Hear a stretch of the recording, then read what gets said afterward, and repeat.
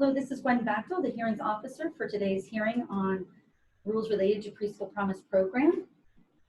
The agency invites comments about whether other options should be considered to achieve the rules goals while at the same time reducing unintended consequences, such as negative economic impact on businesses. We will be limiting each speaker to no more than 5 minutes to ensure that everyone who wishes to have an opportunity is heard. Written testimony can also be submitted during this hearing, or you can also submit comments by email to remywatts@odestate.or.us, and I'll spell that out. That's REMY period WATTS at ODE.STATE.or.us. As everyone has had an opportunity to sign in, and it's now 3:15. We collect the sign-in sheets and call on the first person. And for those of you on the phone, just so you, and I just want to make sure, I only have 2 people who have signed up. That includes Autumn David and Wendy Nelson. I just wanted to make sure before we begin, that people are calling in during that 3 to 3:15 time period. Was there anyone else we missed before we start? Yes, I tried. This is Bridget Cook, and I did try and send a message, but doesn't seem to be going through, and I have some questions. All right, so, and Bridget, which agency or organization are you representing today, or are you representing yourself? Yes, I'm representing Adelante Mujeres. Okay, thank you. And today, Bridget, we are not able to respond to questions, but we can capture your questions and put them into the public testimony that will be reviewed as part of the public comment period. That's fine, certainly. Okay, thank you. All right, was there anybody else we missed? And I'm glad we checked for the technical challenges.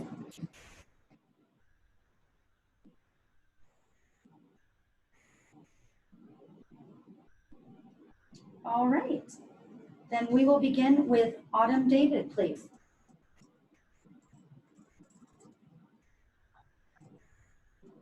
Can you hear me?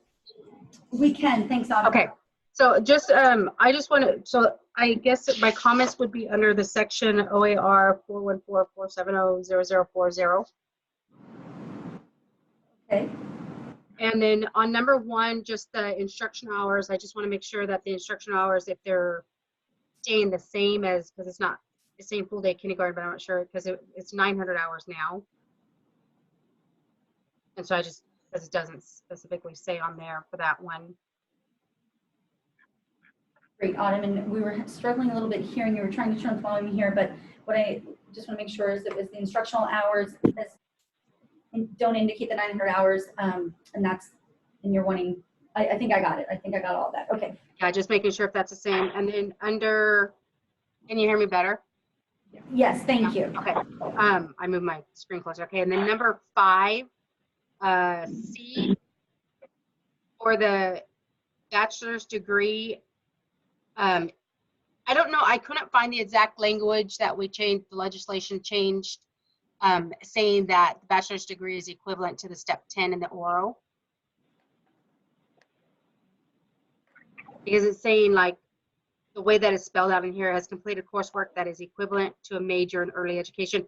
But when you go down to your child development, it says determined by the Oregon Registry online. So if that, I don't want to lose that capture of the step 10 in there.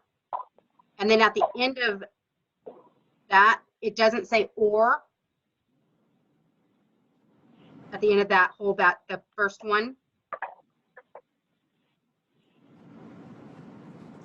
Because it's saying bachelor's degree, and then it goes on to say associate's degree, but it doesn't say or. And then on number 3 for child development, preschool credential is equivalent to the Oregon Registry online. And I don't know if this is the right where to say it at the right place, but the Oregon Registry online is staying as step 7, but then in the standards that we're reading, it's saying 7.5. I don't know if this is where to give that input or not. Perfect, thank you. And then the next one would be on D. Would that still need to be in there because it's saying that you have to have a education plan to get your bachelor's now that a bachelor's not required?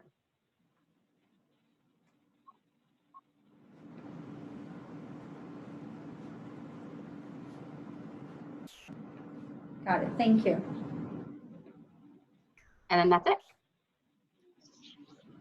Thank you. And just for those of you who are on the phone, just so you know, process, we have 3 of us here taking notes, but also this is being recorded, so we'll be able to listen back through and make sure that we've captured all of your testimony in its entirety.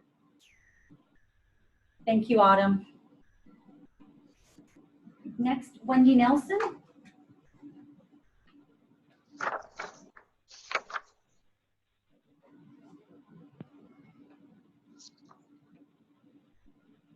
Wendy, are you still there? Her question is in regards to the 900 hours and the time frame in which to complete them. We would be representing a relief nursery. Could it be year-round? Okay. Thank you, Wendy. We received your comment in the chat box, and I will read that out loud again just to make sure that we capture it all. Question is in regards to the 900 hours and the time frame in which to complete them. We would be representing a relief nursery. Could it be year-round, July 1st to June 30th? Thank you, Wendy.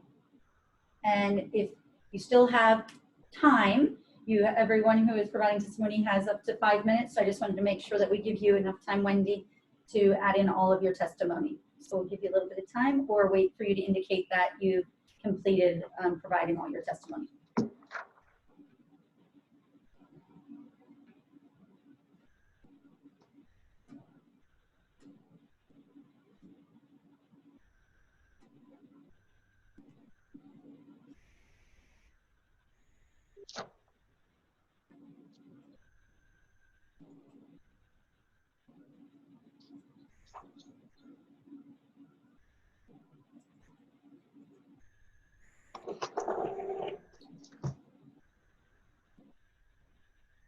Wendy, could you please confirm that you've provided all the testimony you'd like to, or would you like us to still provide you more time to enter in your written testimony through the chat box?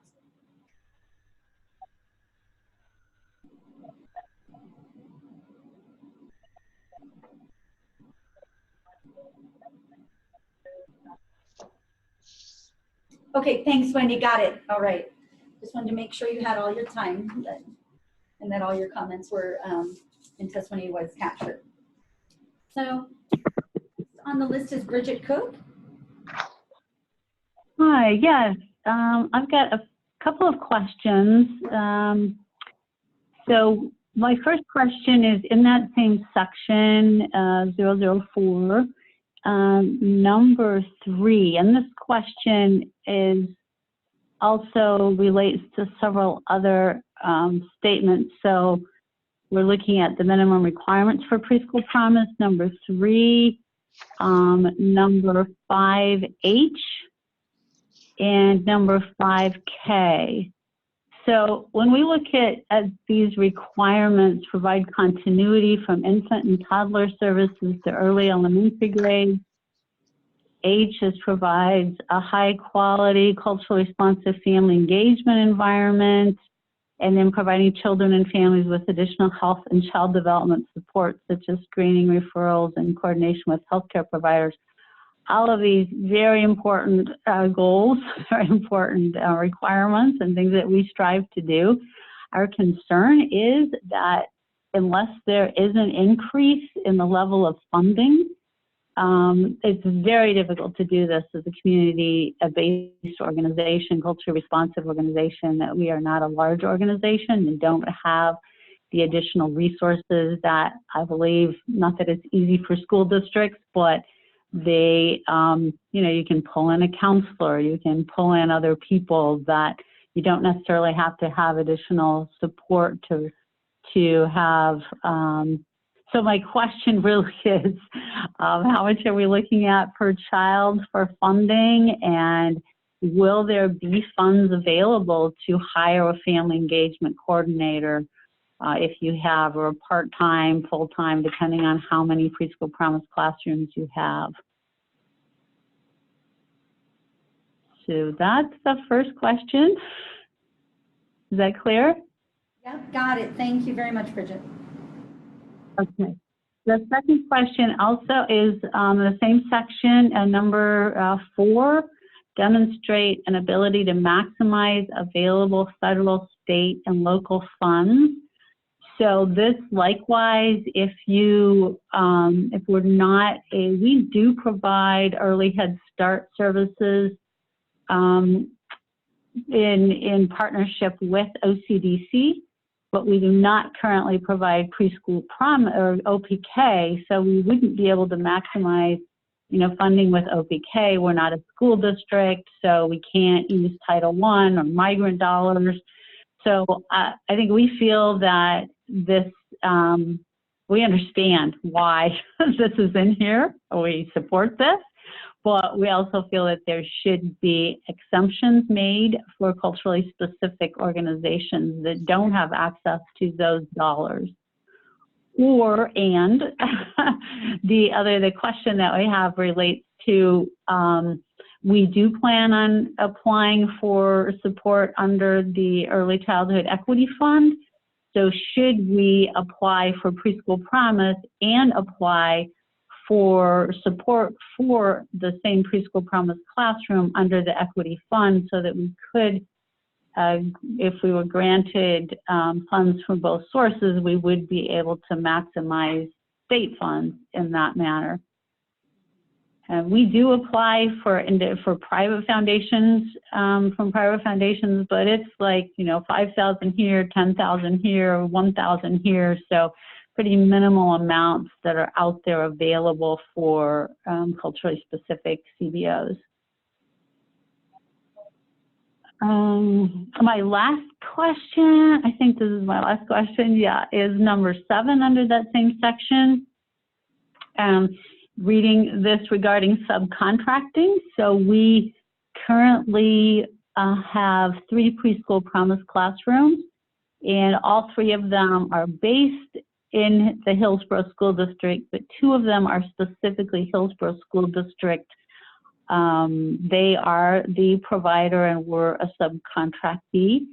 And we do say that it says on here that, you know, this whole list of things that the services could include teaching, but I don't feel like it clarifies very well if Hillsborough School District, I mean, these are already existing preschool classrooms, Preschool Promise classrooms that of course we would like to continue with when the next RFA comes around. And we are interested in both Hillsborough, possibly Forest Grove, well, most likely just Hillsborough, looking at adding an additional preschool program, and it doesn't clarify real well if the school district is the applicant and we are providing the teaching, what is required or what is expected besides what is written here. I feel like this is a little vague in terms of what the contractor would be expected to do, or the provider, sorry. Thank you. All right. Getting it all down. Okay, great, thanks. Oh, I did just have one other, sorry, when I'm scrolling down at what I've highlighted. Oh, maybe I have 2. So we also had a question about when or if the minimum salary requirements are available at this point, if those are online somewhere. And let's see, I think I have one more as I scroll on down. Yeah, we had another question about the requirements for data and reporting program requirements. So the way that, as you all know, it's currently set up, we do this through the hub. And again, while we really understand the need for quality data, it's very time consuming. So this is, you know, we are definitely supplementing. We are, as a nonprofit organization, we are using unrestricted funds that we receive through fundraising, through our gala event, through our annual appeal to help supplement Preschool Promise because of the time involved in the reporting as well as providing family engagement opportunities. So it'd be great to have more clarity on what that reporting will look like.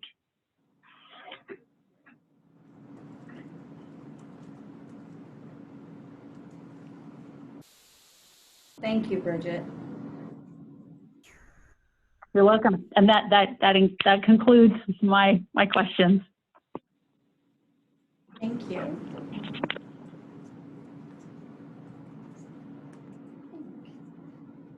Everybody else here is, I think we've got it all down here. Well, that was it. We only had 3 individuals sign up for testimony today. I want to thank all of you for taking the time and presenting that information and feedback to us and the questions. It's very helpful as we move this rule set forward. So thank you. Testimony has been received by everyone that has indicated they would like to present their comments. So that'll end the comment period of today's hearing. I appreciate everyone. Your comments are vital to the successful revision of the rules. And if you have additional comments, you may submit them as written testimony until 5 p.m. on January 22nd, 2020, which is tomorrow. And Remy is indicating the email address to send any additional written testimony to.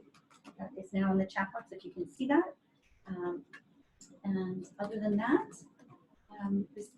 today's hearing is officially closed. I'll wait till Remy has all of the information in the chat box though. Thank you once again.